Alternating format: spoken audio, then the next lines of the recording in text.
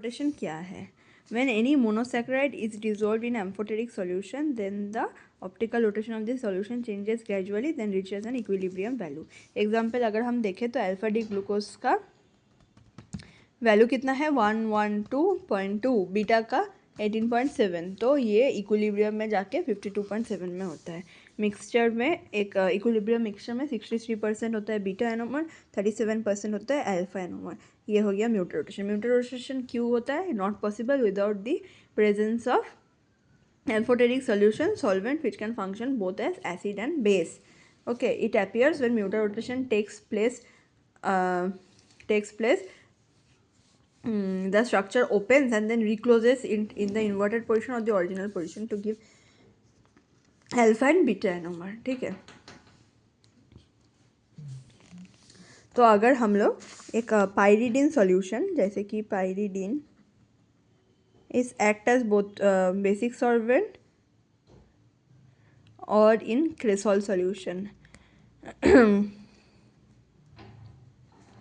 तो ये हो गया बेस के तरह, ये हो गया एसिड के तरह। तो पाइरिडीन में बेसिक सॉल्वेंट और in cresol solution acidic solvent में mutarotation is arrested but taken place in the mixture of pyridine and cresol. तो अगर सिर्फ पाइरिडीन सॉल्यूशन लेंगे तो म्यूटर रोटेशन नहीं होगा, क्रेसॉल लेंगे तो म्यूटर रोटेशन नहीं होगा, पर a mixture of this will make an amphoteric solution base and acid. So ये म्यूटर रोटेशन शो करेगा। अगर म्यूटर रोटेशन शो करेगा तो क्या होगा देखते हैं। ये हो गया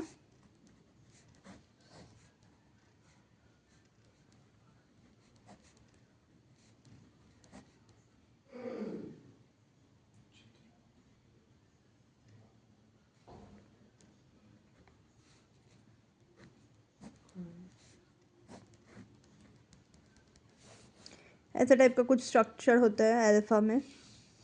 सो यहाँ पर क्या होता है, act as a proton donor. Okay, OH act as a proton donor and this one act as a proton acceptor. तो इससे क्या होता है, ये C डबल बॉन्ड O में कन्वर्ट हो जाता है। ठीक है, पूरा रहेगा सेम, पर ये वाला C डबल बॉन्ड O में हो जाएगा। उसके बाद क्या होगा, ये C डबल बॉन्ड O इधर आ जाएगा और इधर H हो जाएगा, और उसके बाद simply you get OH on this side and H on this side. So this is called mutarotation. सो इसके बाद हम लोग क्या देखेंगे, how to convert structure into chair structure. तो सिंपली तुम लोग एक अल्फा कार्बन को, अल्फा डी ग्लूकोपाइरानोज को ड्रॉ कर लो। ठीक है, तो कैसा होगा सीखना है। This will tell you about what is stability, so this is very important part. Okay, तो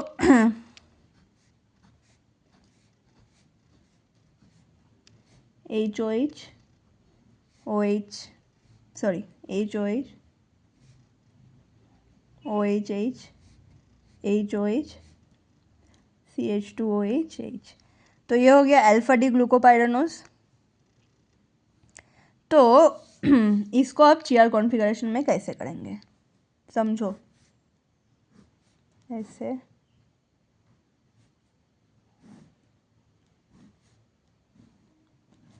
okay, this is your chair structure. तो यहाँ पे एक, यहाँ पे एक, यहाँ पे एक, यहाँ पे, तो ऐसे करके होता है। ठीक है, तो मोर प्रोफिशिएंट वे अगर if I tell then it is like this.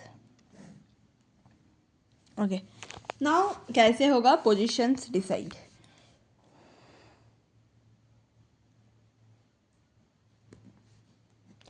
ये एक्सिस है,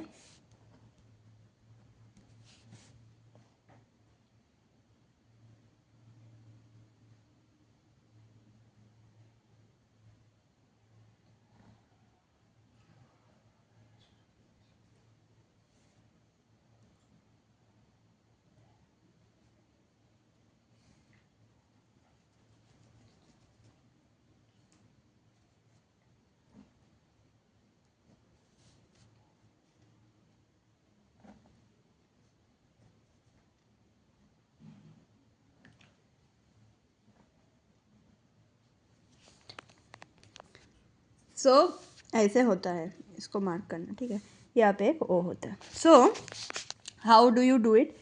देखो, इसको हम लोग कहते हैं एक्सियल, पैरेलल टू एक्सिस, तो ये एक्सियल, ये हो गया इक्वेटोरियल। फिर से ये हो गया एक्सियल, ये हो गया इक्वेटोरियल, ये हो गया इक्वेटोरियल, ये हो गया एक्सियल, ये हो गया एक्सियल, ये हो गया इक्वेटोरियल, ये हो गया एक्सियल, ये हो गया। तो क्योंकि ये रिकॉर्डेड वीडियो है, तुम लोग क्वेश्चन पूछ नहीं सकते हो, तो इसमें एक क्वेश्चन आएगा कि ऐसे ही इसको करना है या फिर एक्सियल लाइन को ऊपर में भी दे सकते थे। नहीं, वैसे नहीं होता है। You have to remember this only. How? See this line क्या नीचे की तरफ आ रहा है, तो ये हो गया इस तरफ एक्सियल, और इक्वेटोरियल एक्सिस इधर है तो इक्वेटोरियल उसके ऑपोजिट में होगा। ये लाइन ऊपर जा रहा है तो एक्सियल ऊपर, एक्सिस इधर है तो इक्वेटोरियल इधर होगा।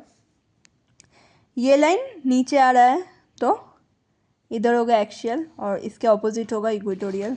सिमिलरली ये लाइन ऊपर जा रहा है, सॉरी लाइन ऐसे नीचे आ रहा है तो ये हो गया एक्सियल, ये हो गया इक्वेटोरियल। ये ऊपर जा रहा है ऐसे ये वाला लाइन इधर से, तो ये एक्सियल, ये इक्वेटोरियल। तो ऐसे करके you have to do it. Now simply mark कैसे करेंगे? चलो, एच ओ एच है तो ऊपर में जो है उसे दे दो ऊपर एच, नीचे जो है ओ एच। ऐसे इधर भी सेकेंड कार्बन में भी ऊपर एच नीचे ओ एच, थर्ड कार्बन में भी ऊपर ओ एच नीचे एच, फोर्थ कार्बन में भी ऊपर एच नीचे ओ एच, फिफ्थ कार्बन में भी ऊपर CH2OH और नीचे H। तो ऐसे करके हो गया अल्फ़ा। और बीटा करना है तो how will you do beta? चलो ट्राई करो। तो बीटा भी करते हैं, चलो पॉज कर लो, खुद से कर लो, फिर देखो। तो बीटा का क्या होता है? पायरानो स्ट्रक्चर, बीटा डी ग्लूकोपायरानोज।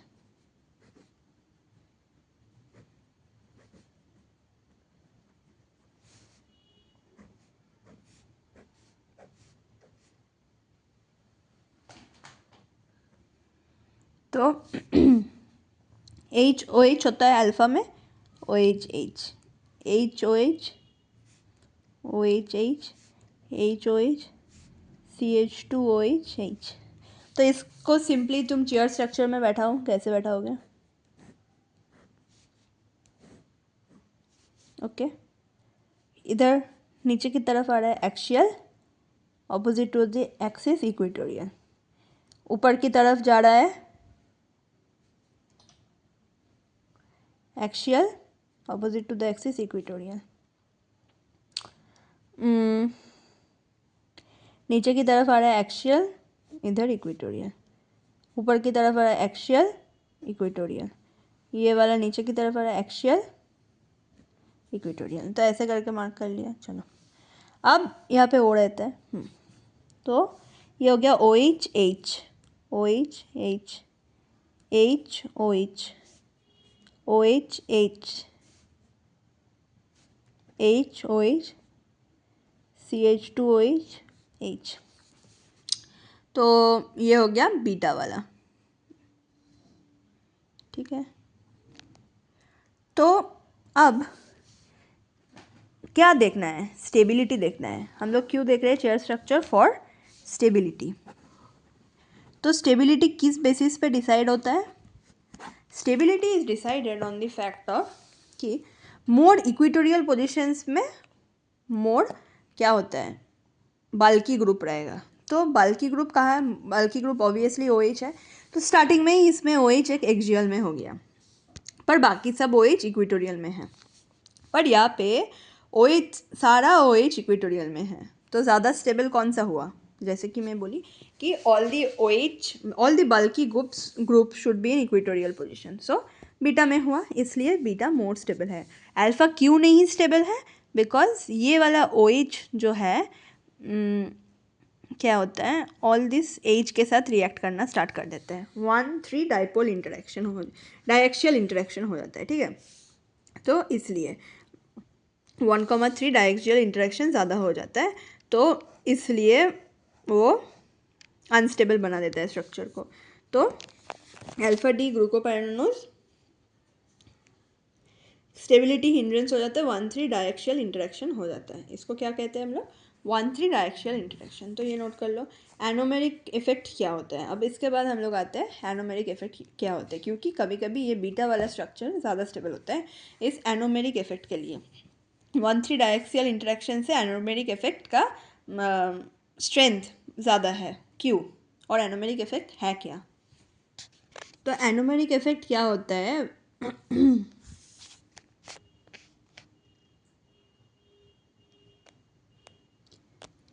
ये जो पहला वाला है C1, तो इसमें अगर हम लोग कोई एल्कोक्सी या एसाइलॉक्सी ग्रुप को सब्स्टिट्यूट कर देते हैं तो यहाँ पे अल्फा पे, तो ये एक्सियल पोजीशन ज़्यादा स्टेबल हो जाता है।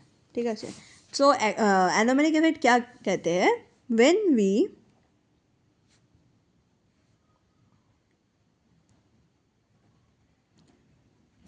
substitute any electronegative alkoxy or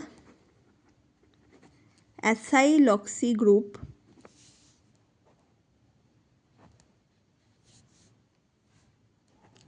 then the axial position becomes more stable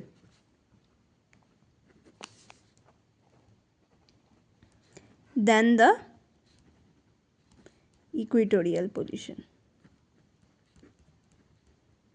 इसको हम लोग कहते हैं, क्या कहते हैं, एनोमेरिक इफेक्ट। एल्कोक्सी ग्रुप कैसा होता है, OR। एसाइलॉक्सी ग्रुप क्या होता है,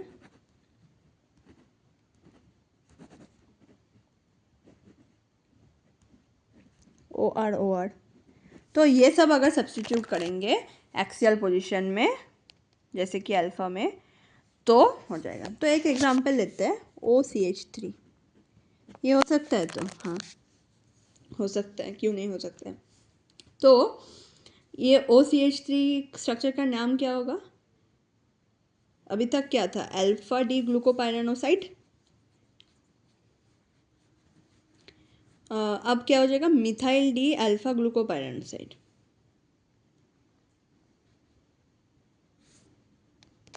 सो वो स्ट्रक्चर दिखते हैं फिर कैसा होता है। चलो हेजी हो रहा है अब, ठीक है। हाँ, तो कौन सा स्ट्रक्चर बना रहे हैं हम लोग, मिथाइल अल्फा डी ग्लूकोपाइरानोसाइड।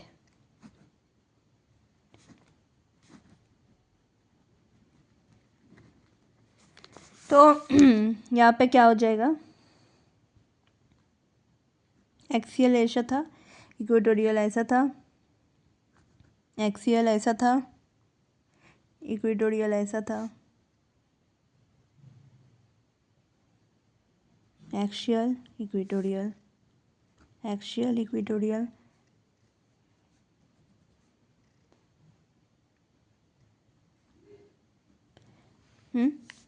तो यहाँ पे हो जाएगा OCH3, यहाँ पे हो जाएगा OH,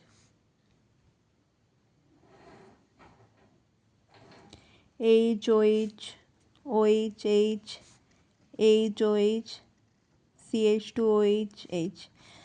और बीटा में क्या हो जाएगा, मिथाइल पे ये OCH3 इधर आ जाएगा। तो अगर OCH3 नीचे है तो हमारा यहाँ पे क्या है, O है। तो O का जो डाइपोल इंटरेक्शन होगा ये ऐसा टाइप का होगा और OCH3 का इधर होगा, इजंट इट, ये हो जाएगा। पर अगर OCH3 ऊपर होता है यहाँ पे तो दोनों का ही ऐसा होता, तो क्या हो जाता कि बीटा में पोलरिटी अलाइन हो जाता और पोलरिटी अलाइन हो जाता तो लेस स्टेबल हो जाता। तो क्यों होता है ये मोर स्टेबल, ये वाला स्ट्रक्चर मोर स्टेबल क्यों होता है अल्फा वाला। तो एक होता है हाइपर कॉन्जुगेशन। हाइपर कॉन्जुगेशन क्यों होता है मैं डिक्टेट कर दे रही हूँ। It is an accepted result due to stability between the hyperatoms or between the heteroatoms, lone pair and the axial substituted, मैंने ऐसे लिखोगे A star, axial substituted lone pair lowers the overall energy of the molecule and gives more stability. और second होता है कि due to repulsion between non bonding electrons, जो repulsion होता है non bonding electrons के, तो क्या होता है when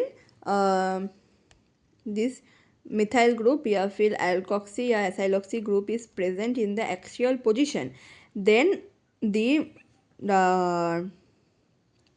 dipole-dipole interaction is repulsive.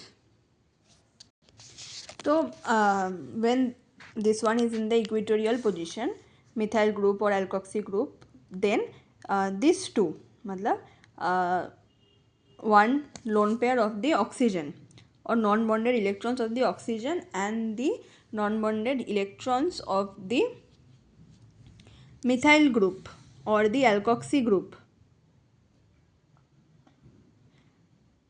in the equatorial position, ये more repel करते हैं. पर when they are in the axial position, they are far away, more apart. In the axial position, farther apart in the alkoxy group is in the axial position. तो इसलिए वो होता है more stable alpha वाला. ठीक है, तो ये हो गया एनोमेरिक इफेक्ट और म्यूटर रोटेशन क्या होता है.